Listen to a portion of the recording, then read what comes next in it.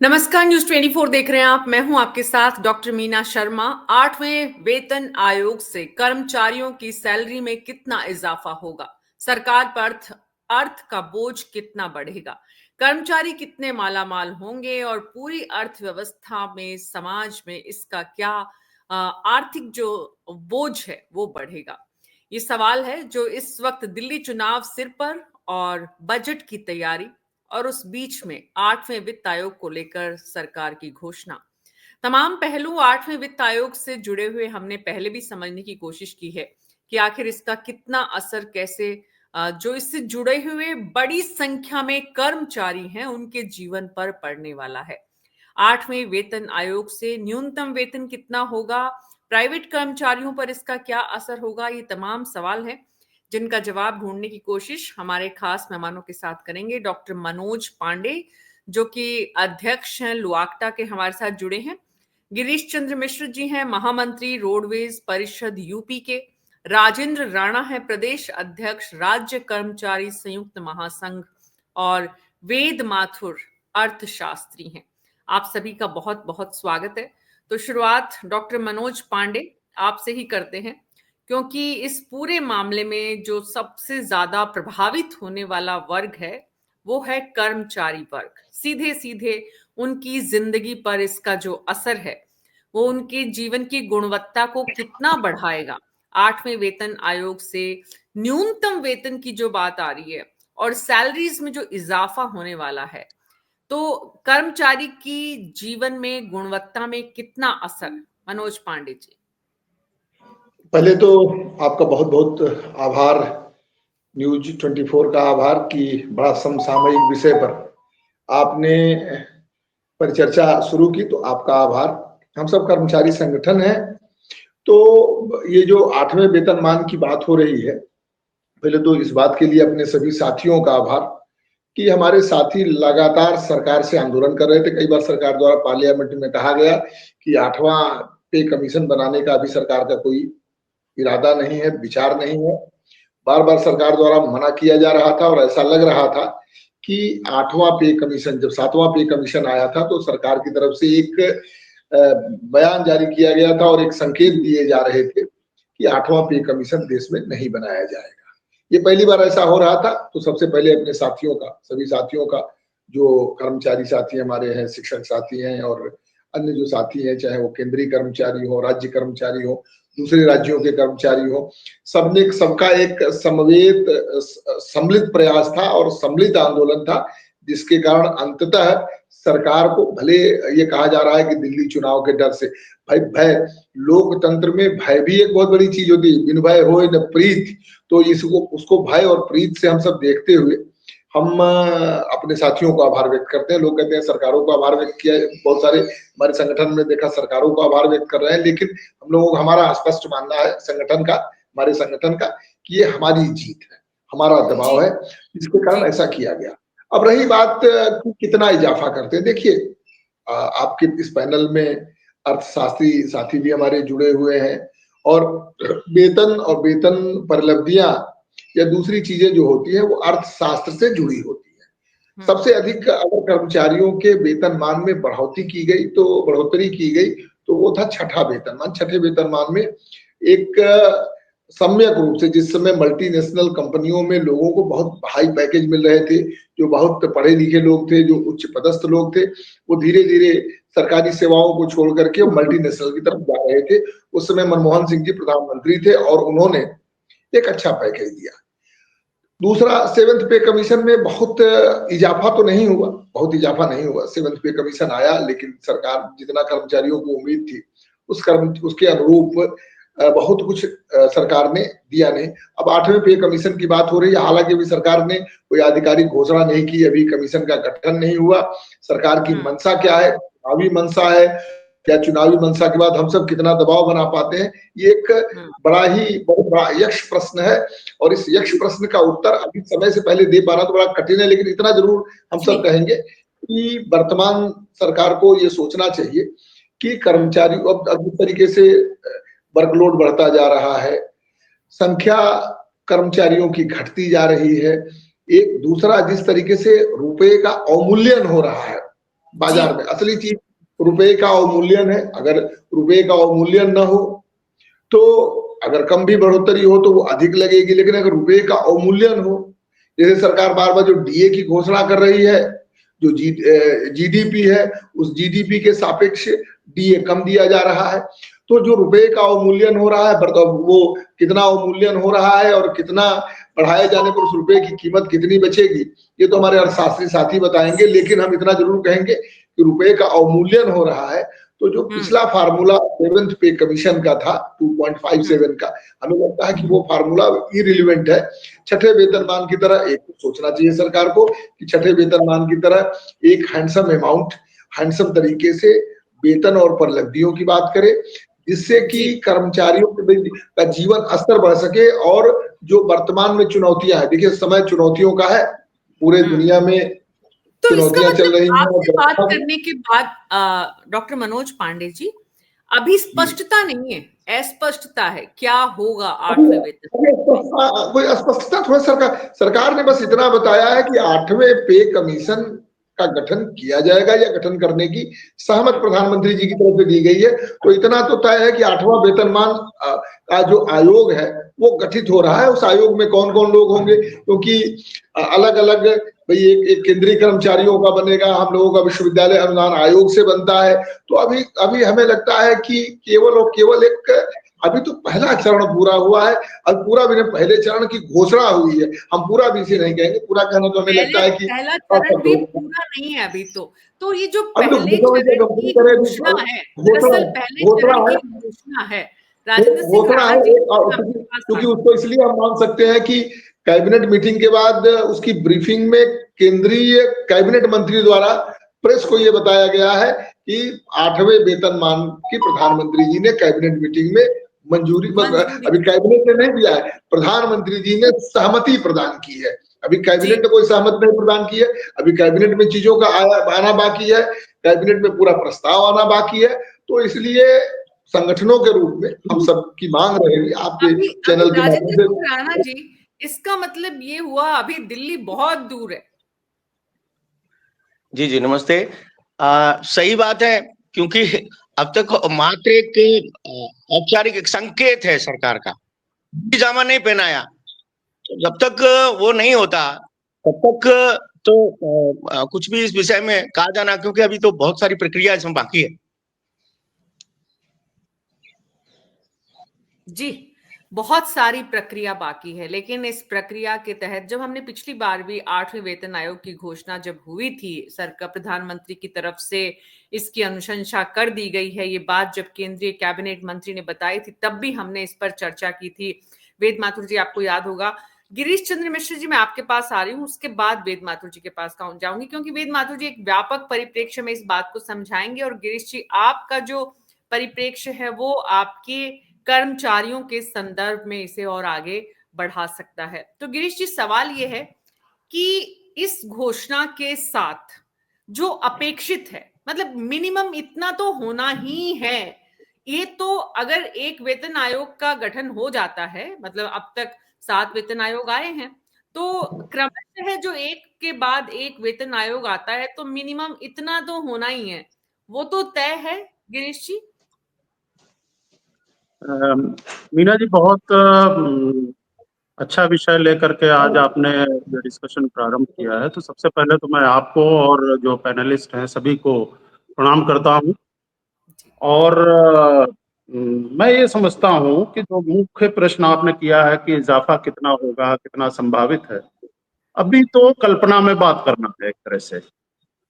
ये जरूर है कि जहां पर सरकार बार बार ये कह रही थी, यहाँ तक कि हाउस में कह रही थी बार बार कि कोई अभी 8वें वेतन आयोग के गठन की कोई संभावना या कोई योजना या किसी तरह का विचार नहीं हो रहा है, तो उससे जो निराशा पनप रही थी कर्मचारियों में और कर्मचारी समाज में, तो इस घोषणा के होने से उनमें एक आशा जगी और उनमें ये एक तरह से ये विश्वास आया है कि सरकार इस क्रम को तोड़ने वाली नहीं है, जो हर 10 वर्ष पे, पिछले कई वेतनमानों में हर 10 वर्ष पे रिवीजन के लिए आयोग का गठन होता था। तो इस बार भी होगा, तो वो जो अविश्वास था एक तो वो टूटा है, इससे कर्मचारियों में तो थोड़ा विश्वास बढ़ा है।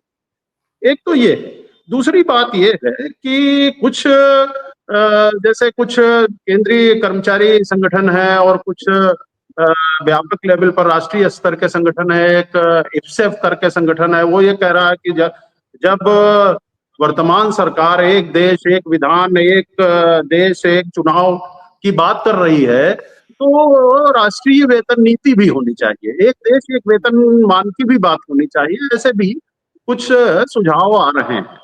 तो ये बातें अपनी जगह है, लेकिन रूटीन में एक वेतन आयोग गठित हुआ है। और जो आपका मूल प्रश्न है कि कितना इजाफा संभावित है, कितनी अपेक्षा है, क्या लोगों का मतलब हमारा सोचना क्या है, तो मैं इस पे एक आंकड़ा आपके सामने अगर रखूं तो मैं समझ रहा हूं तस्वीर साफ हो जाएगी।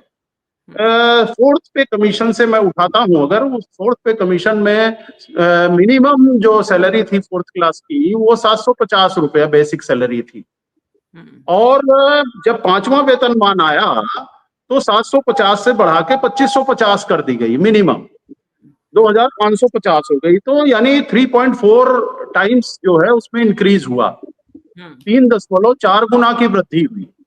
और उसके बाद जब पांचवें के बाद छठा आया 2550 से, फिर छठे में 7000 हो गई बेसिक सैलरी जो है, वो मिनिमम 7000 हो गई, 5200 का पे बैंड था और 1800 ग्रेड पे था, तो 5200 1800 को जोड़ के 7000 हो गई।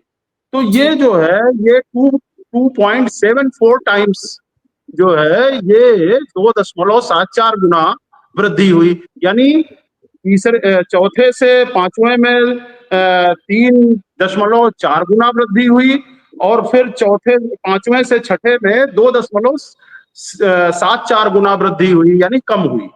उसके बाद फिर छठे से सातवें में, छठे में 7000 था और सातवें में मिनिमम सैलरी जो है वो 18000 हो गई स्टार्टिंग सैलरी। तो इसमें 2.57 गुना की वृद्धि हुई, यानी पहले 3.4 था, फिर 2.74 हुआ, उसके बाद 2.57 हुआ, घटता जा रहा है। तो अगर आपकी नहीं घटता है, मैं ये मान के चलूं कि अगर ये नहीं घटता है और या इसमें पिछले परिप्रेक्ष्य में कुछ इजाफा कर दिया जाता है, अगर 2.77 गुना तक कर दिया जाता है, मान लीजिए 3.25 गुना के लगभग हो जाता है, तो मिनिमम सैलरी 50,000 होनी चाहिए। उस हिसाब से 18,000 से बढ़ के जो स्टार्टिंग सैलरी है वो 50,000 होनी चाहिए। मेरा एक सीधा सा मूल्यांकन ये है, लेकिन अब रिपोर्ट आती है, रिपोर्ट में क्या कहा जाता है ये तो उस पर निर्भर करता है। लेकिन ये जरूर है, दो एक बातें और मैं जोड़ के कहूंगा, ये तो आपका प्रश्न हो गया, तो मेरा ये मानना है कि मिनिमम सैलरी कम से कम 50,000 होनी चाहिए। दूसरा ये है, एक समस्या और आती है कि ये केंद्रीय कर्मचारियों के लिए वेतन आयोग गठित होता है, और केंद्रीय कर्मचारियों के लिए वो अपनी रिपोर्ट देते हैं, क्या नाम पदों का की स्थिति देख करके, प्रमोशन चैनल्स की स्थिति देख करके वो अपनी रिपोर्ट देते हैं। अब चौथे वेतनमान से राज्यों में क्या हो रहा है, विशेषकर मैं उत्तर प्रदेश से हूं तो उत्तर प्रदेश राज्य की बात करूंगा, तो उत्तर प्रदेश में क्या हो रहा है, पे टू पे पैरिटी हो गई है। चौथे वेतनमान से यह कह दिया गया कि पद से पद की समानता नहीं, बल्कि वेतन से वेतन की समानता हो जाएगी। तो वो जो रिपोर्ट आती है सेंट्रल गवर्नमेंट के एम्प्लॉइज की, और जब वो स्टेट में लागू होती है, पे पैरिटी के नाम पे उसको उसका रिप्लेसमेंट दिया जाता है, तो तमाम विसंगतियां पैदा हो जाती है। तो इसके लिए निचले स्तर पर फिर वो विसंगतियों के लिए लड़ते रहिए। एक तो ये समस्या आती है। दूसरी समस्या क्या आती है कि जब केंद्रीय कर्मचारियों की घोषणा हो जाएगी तो फिर राज्य कर्मचारियों को इंतजार करना है, फिर वो जब झगड़ा करेंगे या वो मांग करेंगे तब उनके ऊपर लागू होगी। राज्य कर्मचारियों के बाद हो गई तो फिर राज्य कर्मचारियों के, जैसे उत्तर प्रदेश में आप देखिए 36 निगम है, सार्वजनिक निगम उपक्रम है, अच्छे अच्छे प्रतिष्ठान है जो प्रदेश के विकास में अहम भूमिका निभा रहे हैं, फिर उनको अलग से अपने लिए लड़ना पड़ता है। और आज की स्थिति में मैं ये पा रहा हूं कि आप ताज्जुब करेंगी मैडम कि आज अभी 8 निगम इस प्रदेश में ऐसे हैं जो चौथे वेतनमान में। तो आपकी बात से तो मुझे गिरीश जी आपकी बात से तो मुझे ये समझ में आ रहा है कि वन नेशन वन इलेक्शन से भी पहले वन सैलरी पर काम करना चाहिए सरकार को पूरे देश में। अगर ऐसा हो जाए तो ये जो सारी विसंगतियां हैं ये जो हाँ। अभी मनोज पांडे जी भी कह रहे थे कि अब स्वशासी संस्थाओं के लिए अलग से लड़ना पड़ेगा, उनको मिलता है कि नहीं मिलता है, बड़ी काफी कहने को तो सारे सरकारी कर्मचारियों पे के लिए घोषणा हो गई, लेकिन जब गहराई से तस्वीर आप देखेंगी तो बड़ी भिन्नता उसमें अंदर तमाम असंगतियां नजर आती हैं और तमाम लोग उसमें डिप्राइव रहते हैं, उससे उसको पाने से वंचित रह जाते हैं। और ऐसा उत्तर प्रदेश में तो देखा जा रहा है। मैंने आपको बताया 8 निगम अभी चौथे वेतनमान में है, 2 निगम अभी 5वें में है, अभी सिर्फ 7वें वेतनमान में 14 निगम, 36 में से 14 निगम 7वें वेतनमान में है, और वो 7वें से फिर 8वां वही उन्हीं की पाने की संभावना बनेगी, तो बाकी सफर होंगे। ये बड़ी एक समस्या है। तो मैं समझ रहा हूँ इसको एक स्पष्ट नीति होनी चाहिए, और जो भी राज्य सरकार से संबंधित विभाग हैं या केंद्र सरकार से संबंधित विभाग हैं, चाहे केंद्रीय कर्मचारियों में भी, मतलब केंद्रीय स्तर पर भी निगम है, स्वशासी संस्थाएं हैं, वो भी ये वंचित रह एकदम जाते हैं। बात हो गई है वेद माथुर जी। हम जहां से शुरू कर रहे हैं वो है 8वां वेतन आयोग। अब बात हो रही है कि 8वें वेतन आयोग में क्या कुछ होगा, ये तो एक मुद्दा है। मुद्दा ये भी है कि उससे किसको क्या कुछ मिलेगा। बहुत बड़ी संख्या में कर्मचारी तो उससे लाभान्वित होंगे ही नहीं, स्टेट के लेवल पर अलग से, पीएसयू के लेवल पे अलग से, और भी बहुत सारे ऐसे संगठन सरकारी हैं जिनके कर्मचारियों को सीधा सीधा इस वेतन आयोग से कोई फायदा नहीं होने वाला है। वेद माथुर जी, अर्थव्यवस्था जहां हमारी खड़ी हुई है वहां पर प्राथमिकता से सरकार एक देश एक वेतन श्रृंखला जैसी सोच की, अभी हालांकि इसकी कोई, मुझे जितनी मेरे डिस्कशन इन दिनों बजट को लेकर हुए हैं, अभी तुरंत तो इसकी कोई संभावना नजर नहीं आ रही। इस पर सरकार ऐसा कोई विचार नहीं कर रही है। देखिए मीना जी, 2-3 महत्वपूर्ण मुद्दे हैं। पहला महत्वपूर्ण मुद्दा तो ये है कि यदि आपके पास संसाधन बहुत सारे हों और लाभ लेने वाले लोगों की संख्या सीमित हो तो आप कोई भी पॉलिसी बना सकते हैं, लेकिन यहाँ संसाधन तो बहुत लिमिटेड हैं और लाभ लेने वाले कर्मचारी केंद्र के, फिर राज्य के, फिर निगम के, फिर बैंकों के और दूसरे पब्लिक सेक्टर ऑर्गेनाइजेशंस के बहुत ज्यादा है। तो सरकार जो भी डिसीजन लेती है ये बड़ा स्पष्ट है कि वो तर्क के बजाय राजनीति को सामने रख के चलती है। जैसे जब राज्यों के चुनाव होते हैं तब केंद्रीय कर्मचारी की बहुत ज्यादा भूमिका नहीं होती, लेकिन चूंकि केंद्रीय कर्मचारियों की संख्या सबसे ज्यादा दिल्ली में है, इसलिए अभी इस चुनाव के मद्देनजर केंद्र सरकार ने घोषणा की है। अब देखिए इसमें 2-3 महत्वपूर्ण बातें। पहली बात तो यह है, निश्चित रूप से एक वेतन नीति होनी चाहिए, लेकिन वो नहीं बनने वाली, और बन गई तो कर्मचारी संगठन और दूसरे लोग अगले 10-20 साल उस पर विवाद करते रहेंगे कि नीति गलत है, क्योंकि एक आदर्श नीति बनाना लगभग असंभव काम है।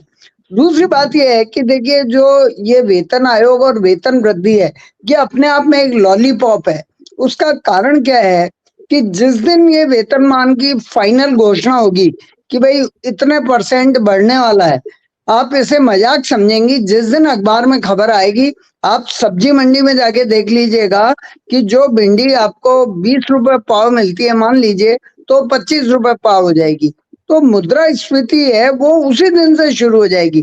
कर्मचारियों को एक्चुअल वेतन वृद्धि मिलने में फिर 3-4-5 महीने लगते हैं, उसकी कैलकुलेशन होती है और दूसरे इश्यू होते हैं। तो पहली समस्या तो कर्मचारियों को ये आती है। दूसरी ये आती है कि उनका मूल वेतन बढ़ जाता है। उससे क्या है, जो उनका प्रोविडेंट फंड या दूसरे इस तरह की कटौतियां होती हैं वो बढ़ जाती हैं, तो उनके हाथ में जो पैसा आता है वो बहुत कम आता है।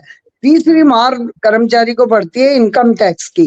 तो कुल मिला के जो एक्चुअल वृद्धि होती है, सरकार, मुझे उम्मीद है कि लगभग 25 से 30% की बढ़ोतरी करेगी इस अगले वेतन आयोग में, ऐसा अनुमान है। लेकिन उस 30% वृद्धि में से मुश्किल से कर्मचारी को 8 से 9% का लाभ मिलेगा, उतने, इससे ज्यादा नहीं मिलेगा। एक बात। दूसरी बात देखिए मैम, एक कर्मचारी संगठन के नेता इसे अन्यथा ना लें, लेकिन 2-3 बातें बड़ी महत्वपूर्ण है। एक तो है कि कर्मचारियों की उत्पादकता, प्रोडक्टिविटी। अब कर्मचारी संगठन कहेंगे भर्तियां बंद है, इसके बावजूद हमारी उत्पादकता आप देखिए कितना कम कर्मचारियों से कितनी उत्पादकता हो गई। तो इसका जवाब ये है कि आप ये भी देखिए कि आपके कितने काम आउटसोर्स हो गए। संविदा पे जो कर्मचारी काम कर रहे हैं उनके अलावा बहुत सारे काम ऐसे हैं जो आउटसोर्स किए हुए हैं। या रेडीमेड आप जो काम, जैसे आप रेलवे का एग्जांपल लें तो अजमेर में रेलवे का एक कारखाना होता था। उस कारखाने के अंदर हर चीज, रिपेयरिंग, मेंटेनेंस, बनाना, पंखे भी बनते थे। अब ये सारी चीजें रेडीमेड आ जाती हैं, तो वो उत्पादकता नहीं बढ़ी है उतनी। तो उत्पादकता को मेजर भी किया जाना चाहिए। एक सेंट्रल गवर्नमेंट की बॉडी है, नेशनल प्रोडक्टिविटी काउंसिल है, उसको मेजर भी करना चाहिए कि कर्मचारी की इंडिविजुअली क्या प्रोडक्टिविटी है। मैंने बैंक में करके देखा कि जिन शाखाओं में सबसे ज्यादा हल्ला होता था कि हमारे यहाँ कर्मचारी कम है, स्टाफ कम है, जब हमने उनकी प्रोडक्टिविटी कैलकुलेट करके उनको बताई तो उनको खुद को ही संकोच होने लगा। दूसरा और मैं एक मुद्दा ऐसा रखना चाहूंगा मैडम आपके सामने, जिससे हो सकता है वो बड़ा विवादास्पद मुद्दा है, वो है सरकारी तंत्र में व्याप्त भ्रष्टाचार। अभी आपने 2 दिन पहले एक खबर पढ़ी होगी कि किसी डिस्ट्रिक्ट ट्रांसपोर्ट ऑफिसर के यहाँ छापा पड़ा तो पता लगा कि उनकी जो इनकम है वो पता है मतलब करोड़ों रुपए उनके यहाँ से मिले, और पता लगा कि 25-50 लाख रुपए महीना वो कमा रहे हैं। ऐसे ही जब जब IAS अफसर कोई पकड़ा जाता है, चाहे झारखंड हो, चाहे उत्तर प्रदेश हो, मध्य प्रदेश, आपको पता है उसके यहाँ कितनी पैसे निकलते हैं। तो ये जो भ्रष्टाचार का मुद्दा है, ये भी एक महत्वपूर्ण मुद्दा है कि यदि आपको पर्याप्त वेतन मिल रहा है तो आपको रिश्वत लेने की क्या जरूरत है। तो उसमें भी साथ की साथ उसी वेतन आयोग में प्रॉपर दंड की, प्रॉपर जांच की व्यवस्था होनी चाहिए। पब्लिक जो ग्रीवेंसेज हैं उनको ज्यादा महत्व दिया जाना चाहिए, वो चीजें भी आनी चाहिए। कर्मचारियों का प्रशिक्षण कैसे होगा, पदोन्नति के नॉर्म्स क्या होंगे, प्रमोशन से पहले उनका क्या कोई परीक्षा ली जाएगी। अभी ज्यादातर सरकारी संस्थान में ये होता है, ज्यादातर में, कि यदि कर्मचारी सोया भी रहे तो वो पदोन्नत हो जाएगा, वो उसको अपने आप ऑटोमेटिक प्रमोशन हो जाते हैं ज्यादातर जगह। तो उसको प्रोडक्टिविटी, योग्यता, उसकी एफिशिएंसी से जोड़ा जाना चाहिए। तो कुछ कड़वी दवा भी इस वेतन आयोग को देनी चाहिए बढ़े हुए वेतन के साथ। कड़वी दवा, बड़ा दिलचस्प आपने यहाँ पर इस डिबेट को लाकर छोड़ा है। राजेंद्र सिंह जी, ये कड़वी दवा के लिए कर्मचारी तैयार हैं? जी देखिए, कर्मचारी अपना जो उसका जो नैतिक दायित्व बनता है वो 100% करता है। अब सरकारों को देखना पड़ेगा कि बात अगर केवल करप्शन की कर रहे हैं तब तो स्थिति ये है कि बड़े लेवल पर हो रहा है। छोटे लेवल की बात करेंगे तो दिखता, क्योंकि सब छोटा ही है, ऊपर जाके तो पर्दे के पीछे हो जाते हैं सारे लोग, इसलिए बहुत कम प्रकरण सामने आते हैं। आप देखिए ना, हो क्या रहा है, मेहनत और महंगाई की तुलना में मेहनताना होना चाहिए, मगर ये देखने में आ रहा है क्या, जितने भी वेतन आयोग आ रहे हैं उन सबके अंदर आप देखेंगे कि मेहनताना जो है महंगाई और मेहनत की तुलना में नहीं, छोटा वर्ग है। अभी बड़ी बड़ी बात करें, मैं सेकंड ग्रेड अभी एम्प्लॉय राजस्थान की बात कर लेते हैं। राजस्थान में पहले तो चलो नियमित लगाते थे, फिर 99 में हमारे एक स्ट्राइक हुआ, उसके बाद में वो संविदा पे लगाने लगे तो सीधी भर्ती करते थे। अब स्थिति ये है, आज की बात कर रहे हैं हम, कि अभी तमाम सेकंड ग्रेड एम्प्लॉयज का कैडर है, जैसे एक नर्सिंग ऑफिसर का बड़ा कैडर, लेक्चरर्स हैं, शिक्षक हैं, ये तमाम बड़े जो कैडर हैं इनको लगाया जाए प्लेसमेंट एजेंसी के माध्यम से। आप देखिए उसकी योग्यता, जब वो नियमित होता है तो उसका वेतन होता है 45,000 बेसिक जो है, फिर DHR लगा, मगर जब संविदा पे आता है तो उसका वेतन हो जाता है वो 17,000 18,000, और उसके बाद में जो प्लेसमेंट पे जाता है तो उसका वेतन हो जाता है 7,900 रुपए। अभी नाव में आपको बता रहे, सेकंड ग्रेड एम्प्लॉइज का सैलरी देखें स्ट्रक्चर भी तो 1 लाख रुपए के आसपास होता है उसका DHR सब कुछ मिला, मगर ये आज 7,000 रुपए पर। तो ये जो उल्टा जो रिवर्स जो चल रहा है, ये पूरे देश के कर्मचारियों के लिए ठीक नहीं जी, ये देश के अंदर ऐसा हो रहा है।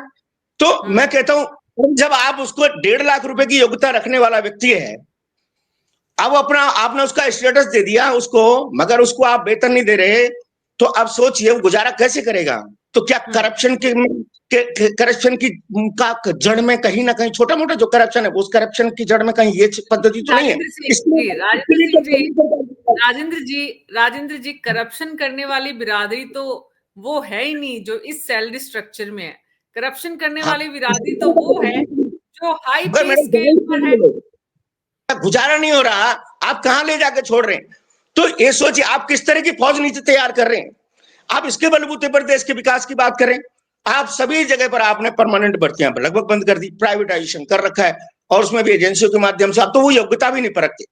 आप बताइए, राजस्थान की बात कर रहा हूं, आप सोचिए हमारे यहाँ जब कॉन्ट्रैक्ट पे संविदा पे सरकार लगाती कर्मचारी को तो उसका एग्जाम लेती है, योग्यता का एग्जाम लेती है, वो डिग्री डिप्लोमा होते हैं। तो क्या अच्छी बात है, क्योंकि क्वालिटी ऑफ इस जो सर्विस है, क्वालिटी सर्विस प्रोवाइड करानी इनका थीम है सरकार का। तो क्वालिटी सर्विस का जो एश्योरेंस जो ये सरकार देती है, अब आप सोचिए संविदा पर तो एग्जाम ले रहे हैं, नियमित में फिर क्या कर रहे हैं, नियमित में जो संविदा पर तो उनको बोनस दे रहे हैं, अच्छी बात है, मगर जो प्लेसमेंट के जरिए नई भर्ती जो कर रहे हैं ना, उसके अंदर कोई योग्यता का पैमाना नहीं है निर्धारित। प्लेसमेंट एजेंसी वाला जिसको भी चाहे मिनिमम चाहे गेस्ट पास का कैंडिडेट हो उसको ला करके खड़ा कर दे, इनको उनसे मैन पावर लेना, उसकी योग्यता देखनी नहीं है। वो योग्यता को वहां कंप्रोमाइज किया जा रहा है। ये प्राइवेटाइजेशन में हो गया, योग्यता को कंप्रोमाइज कर रहे हैं। जो क्वालिफाइड जो व्यक्ति है, जो दक्ष व्यक्ति है, वो तो बाहर खड़ा है मेरिट में, क्योंकि उसके पास कुछ नहीं। और ये तो क्योंकि बोनस के लालच में ये हो रहा है। प्लेसमेंट एजेंसियों में कोई योग्यता दर्शाने की जरूरत नहीं है, कोई जांच नहीं, कोई मेरिट नहीं बनेगी, कोई एग्जाम नहीं देना है, डायरेक्ट तो कैसे जाएंगे? तो 2-2, 5-5 लाख रुपए का वो प्लेसमेंट एजेंसियों को दे रहे हैं 1 साल का। क्यों? राजस्थान जैसे देश प्रदेश में यह है कि जब वो संविदा से नियमितीकरण की ओर बढ़ेगा तो उसको बोनस मार्क्स मिलेंगे। तो जो लोग 40% है ग्रेस मार्क्स से पूरे देश में पता नहीं कहां से करके आगे साथी, और उनको प्लेसमेंट के जरिए से उस रास्ते की ओर बढ़ रहे हैं। अब आप सोचिए ये किस तरह की सेवाएं देंगे जी, क्योंकि ब्रेन तो अंदर खड़ा है। और फिर ये भ्रष्टाचार नहीं है क्या? ये किस लेवल पर हो रहा है? ये प्लेसमेंट पे इतने महत्वपूर्ण कार्य, जैसे आप लेक्चरर्स हैं, स्कूल टीचर हैं, नर्सिंग ऑफिसर कैडर हैं, और रेडियोग्राफर हैं, लैब टेक्नीशियन, जिंदगी से जुड़े हुए लोग हैं, उनकी अब न तो सरकार के पास कोई अकाउंटेबिलिटी है, ना ही उनमें कोई योग्यता का। ये सारी चीजें खत्म कर दी, क्या करने जा रहे हैं जी, इस बारे में सोचना चाहिए वेतन आयोग में। जी, वेतन आयोग में सोचने के लिए तो इतनी सारी बातें हैं। डॉक्टर मनोज पांडे, सवाल जी डॉक्टर मनोज पांडे, कड़वी तो बहुत कुछ है सरकार की तरफ से, पहले से ही है कड़वी गोली, और कितनी देंगे? डॉक्टर मनोज पांडे, राजेंद्र सिंह जी का ये कहना है। तो लेकिन बात ये है डॉक्टर मनोज पांडे, हम वापस वहां आते हैं जहां से हमने इस चर्चा को शुरू किया था, और आपने कहा था कि ये तो अभी सिर्फ एक घोषणा भर है, पहला कदम भी इसे पूरा नहीं कह सकते। इस घोषणा भर से एग्जीक्यूशन में समय कितना लगेगा, इसका भी कोई किसी को आभास नहीं है। देखिए, 2 चीजें होती है, एक घोषणा होती है, और अगर वो घोषणा प्रधानमंत्री या माननीय मुख्यमंत्री की तरफ से होती है तो ये माना जाता है कि इन 2 लोगों को अधिकार है घोषणा करने का, और ये एग्जीक्यूटिव जो कैबिनेट है, काउंसिल ऑफ मिनिस्टर्स है, उसके हेड होते हैं। तो एक जो संवैधानिक व्यवस्था है, मैं व्यक्ति विशेष की बात नहीं कर रहा हूं, एक संवैधानिक व्यवस्था की बात कर रहा हूं मैं। तो एक संवैधानिक व्यवस्था है कि जो हमारी काउंसिल ऑफ मिनिस्टर है, जिसको हम कैबिनेट कहते हैं, हेडेड बाई प्राइम मिनिस्टर और हेडेड बाई चीफ मिनिस्टर होती है। तो चूंकि ये घोषणा, ये बातें प्रधानमंत्री के हवाले से बताई जा रही हैं, तो ये मान लेना चाहिए कि ये 8वां वेतन आयोग तो बनेगा। अब दूसरी बात आती है कि सरकारों की इच्छा शक्ति की बात आती है कि सरकार इसको कितने दिनों में, कितने दिन में बनाना चाहती है। देखिए, सरकार की इच्छा शक्ति हो तो यथाशीघ्र हो जाएगा, उसका कोई समय नहीं होता, वो दूसरे दिन भी कैबिनेट हो सकती है, कैबिनेट में तत्काल प्रस्ताव भी आ सकता है। ये सरकार की इच्छा शक्ति पर निर्भर करता है। और सरकार अगर प्रक्रिया की बात करती है तो वही प्रक्रिया में समय भी लग सकता है, विभिन्न विभाग होते हैं, विभिन्न चरण होते हैं, तो विभिन्न चरणों से गुजरते हुए होगा। ये तो सरकार के इच्छा शक्ति पर, जिसको हम कहते हैं will power of the government, तो ये तो सरकार की इच्छा शक्ति पर निर्भर करता है। प्रधानमंत्री जी ने ऐसा कोई इच्छा शक्ति नहीं जाहिर की है कि नहीं इतने दिनों में ही ये आयोग बना दिया जाएगा या ये आयोग, इस आयोग का कार्यकाल इतने दिनों का होगा या इतने समय तक इस आयोग द्वारा 8वें वेतन मान से संबंधित जो संस्तुतियां हैं वो केंद्रीय कैबिनेट को या केंद्रीय सरकार को दे दिए जाएंगे। क्योंकि पहले तो केंद्रीय कर्मचारियों को मिलेगा। अभी मैं अपने राजस्थान के साथी को सुन रहा था, वो राजस्थान की समस्या बता रहे थे। राज्यों का नंबर तो अलग आता है और राज्यों की बातें तो अलग आती हैं। राज्यों में फिर कई निकाय हैं, कई स्वायत्त शासित संस्थाएं हैं, एजुकेशन है, हायर एजुकेशन है, सबके अलग अलग, और कमीशन भी सब वहां अलग अलग बनेंगे। एक केंद्रीय कर्मचारियों का बनेगा, एक जो हमारे यूजीसी से आच्छादित शिक्षक है, जो हायर एजुकेशन के लोग हैं, उनके लिए अलग कमीशन बनेगा। इस कमीशन की बैठकें होंगी। तो ऐसा अभी कोई एजेंडा या ऐसा कोई कार्यसूची या कार्यवृत्त या मेमोरेंडम ऑफ एसोसिएशन जिसको कहते हैं कि सरकार के द्वारा ऐसा कुछ नहीं बताया गया है कि हम ये मान ले कि नहीं, सरकार बड़ा गंभीरता से इतने दिनों में इसको पूरा कर लेगी। अभी तो मुझे लगता है कि सरकार चुनावी वादे के रूप में कर्मचारियों के दबाव में, हाँ, इस बात को सरकार ने मान लिया है कि हम 8वां वेतन आयोग बनाएंगे। एक दूसरा अभी एक ख्याली पुलाव है कि 5वें वेतनमान में वो 3 गुने से ज्यादा बढ़ा, 6वें वेतनमान में 2.87 बढ़ा, 7वें में 2.57 हुआ, फिर कम हो जाएगा। ये मान के चलिए कि कम होगा, अधिक होगा। अगर मान लीजिए हम आपके चैनल पे कहना शुरू कर दें कि ये सरकार तो कुछ देने वाली नहीं है, सरकार पहले से मान लेगी भैया ये लोग मान के चलते हैं देने वाले नहीं, तो हम क्यों दे दें। दूसरी बात कि चुनाव के परिणाम क्या आ रहे हैं। अगर चुनाव के परिणाम सरकार के अनुकूल आएगा तो सरकार मान लेगी कि हम कम दे देंगे, तब भी बहुत है। जैसे एनपीएस से ओपीएस की मांग थी और भारत सरकार में भाई मोदी जी का करिश्मा था, तब भी मोदी जी उस जादुई आंकड़े को नहीं छू पाए जिससे सरकार बनती है। तो कहीं ना कहीं सरकार को एहसास और आभास होने लगा। दिल्ली में हम लोगों ने अक्टूबर में धरना दिया था, मुझे याद है 15 लाख की भीड़ थी उस धरने में, और 15 लाख की उस भीड़ ने एक बात साबित कर दिया और एक संदेश दिया भारत सरकार को। उस समय संदेश दिया, उस समय भी चुनाव होने वाले थे। एक संदेश था कि अगर आप हम कर्मचारियों की बात को नहीं मानते हो तो ये मान के आप चले कि आने वाले समय में कर्मचारी आपको वोट नहीं देंगे। दूसरा, जब चुनाव हुआ तो उसका परिणाम दिखा कि भारत सरकार में, मतलब केंद्र में सरकार बनाने के लिए, भारत सरकार के रूप में परिवर्तित होने के लिए जो जादुई आंकड़ा था उसको भारतीय जनता पार्टी नहीं छू पाई। तो एक संदेश चला गया कि नहीं, ऐसा नहीं है कि जिनको हम अजेय मानते हैं वो कर्मचारियों को नाराज करके भी अजेय रह सकते हैं। लेकिन राजनीति, पहले कह रहे हैं राजनीति, ये राजनीतिक इच्छा शक्ति का प्रश्न है। राजनीतिक इच्छा शक्ति की चीजें राजनीतिक तौर तरीके से चलती है। दिल्ली में चुनाव हो रहा है, दिल्ली के चुनाव का परिणाम है। उत्तर प्रदेश में भी चुनाव हो रहा है, उपचुनाव हो रहा है, उसके परिणाम है। तो भी उत्तर प्रदेश के चुनाव से केंद्रीय कर्मचारियों के चुनाव का कोई बहुत नाता नहीं रहेगा, लेकिन दिल्ली के चुनाव का निश्चित रूप से असर पड़ेगा। और ये केंद्र की सरकार को इस बात पर सोचने के लिए मजबूर करेगा, यदि उनके विपरीत परिणाम जाता है तो, कि हमें कर्मचारियों को अभी और कुछ देना पड़ेगा। दूसरी बात कि अभी भ्रष्टाचार की बात हो रही थी, किसी साथी ने कहा कि भ्रष्टाचार ऊपर होता है, ऐसा नहीं है। ऊपर के भी जो भ्रष्टाचारी हैं उनको भी इन्हीं केंद्रीय वेतन आयोग से उनका भी वेतन निर्धारित होता है। तो वेतन के मामले में वो भी चाहते हैं कि बेहतर मिले। और भ्रष्टाचार, भाई जो बड़ा है वो बड़ा भ्रष्टाचार करता है, जो छोटा है वो छोटा भ्रष्टाचार करता है। अगर कर्मचारी को, जो भी कर्मचारी हो, चाहे वो बड़ा हो चाहे छोटा हो, छोटे वेतनमान का कर्मचारी हो या बड़े वेतनमान का कर्मचारी हो, यदि उसकी पारिवारिक दायित्व, उसके पारिवारिक जीवन के दायित्व या दूसरे दायित्व पूरे होंगे तो निश्चित रूप से भ्रष्टाचार कम होगा। एक दूसरा, जिस तरीके से प्राइवेट सेक्टर बढ़ता जा रहा है, प्राइवेटाइजेशन बढ़ता जा रहा है और सरकारें जीडीपी के रेशियो में वेतनमान की वृद्धि नहीं कर रही है या डीए नहीं दे रही है, तो निश्चित रूप से जो परचेजिंग कैपेसिटी है कर्मचारी की वो कम रहेगी और बाजार में सामान अधिक मिलेगा, तो निश्चित रूप से वो इधर उधर भटकेगा। एक दूसरा, जब तक ओपीएस नहीं है, फिर मैं जो कह रहा हूं कि ओपीएस एक बहुत बड़ा आंदोलन भी है और एक बहुत भ्रष्टाचार को रोकने का एक बहुत बड़ा मैकेनिज्म भी है। पहले हम लोग कहा करते थे, जो कर्मचारी जिनको ओपीएस मिलता, जो पुरानी पेंशन पाते हैं, तो लोग कहते थे यार ऐसे कागज पे दस्तखत न करा लेना मुझसे जिससे मेरी पेंशन रुक जाए। अब वो पेंशन नाम की कोई चीज बची नहीं तो किसी को डर नहीं है, भय नहीं है। बहुत सारी चीजें इस भय से भी चलती है। जैसे कुत्ता है, मैं बड़ा खराब उदाहरण ले रहा हूँ, लोग कहते हैं कि भाई कुत्ता है तो जैसे वो डरता है तो पूंछ नीचे कर लेता है, उसकी पूंछ काट दीजिए, उसका भय समाप्त हो जाएगा और फिर वो किसी से नहीं डरता।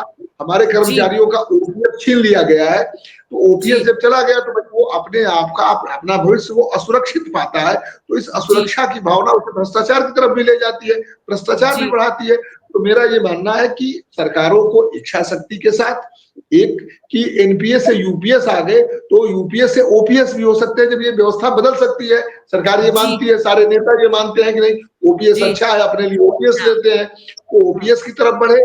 दूसरा, अच्छा वेतनमान दिया जाए, 2.57 में था। मेरा ये मानना है कि जो रुपए का अवमूल्यन हो रहा है, उस अवमूल्यन के सापेक्ष कर्मचारियों के वेतन बढ़ाए जाए, जिससे कि व्यवस्था में भ्रष्टाचार न वैल्यू रहे। बढ़ रही है, महंगाई बढ़ रही है, दुनिया में बहुत कुछ लाइफस्टाइल जो लोगों की है वो बदल रही है, लेकिन सैलरी में इजाफा नहीं हो रहा है और कर्मचारियों की सैलरी में इजाफा नहीं होगा तो करप्शन भी एक बहुत बड़ा कारण बनेगा, चाहे वो सैलरी स्केल छोटे लेवल का हो चाहे बड़े लेवल का हो। बहुत बहुत शुक्रिया आप सबका। इस विषय पे और 1 घंटा चर्चा हो सकती है, लेकिन समय की सीमा हमेशा होती है, इसलिए आप सबका बहुत बहुत शुक्रिया। कुल मिलाकर जो बात समझ में आ रही है वो ये कि इस वक्त भारत सरकार ये जो 8वें वेतन आयोग की बात है, ये जो घोषणा है, इस पर अभी कोई स्पष्टता करती नजर नहीं आ रही है, क्योंकि एक तरफ बजट है, एक तरफ चुनाव है। चुनाव के नतीजे क्या आएंगे उससे रफ्तार तय होगी कि 8वें वेतन आयोग को लेकर सरकार के काम की रफ्तार क्या होती है। अभी तो कर्मचारियों को लंबा इंतजार करना पड़ेगा, किसकी सैलरी में कितना इजाफा होगा, इसको लेकर भी अभी कोई दूर दूर तक सरकार की तरफ से इस मामले में स्पष्टता नहीं है। इसमें भी अभी समय लगेगा, तो कर्मचारी भले ही खुश हों, लेकिन इस खुशी में ठीक से उनमें रंग भरने के लिए तो जरूरी है कि वो होली तक इंतजार करें। फिर देखते हैं क्या होता है। न्यूज़ 24 पर अभी मेरे साथ इतना ही। नमस्कार।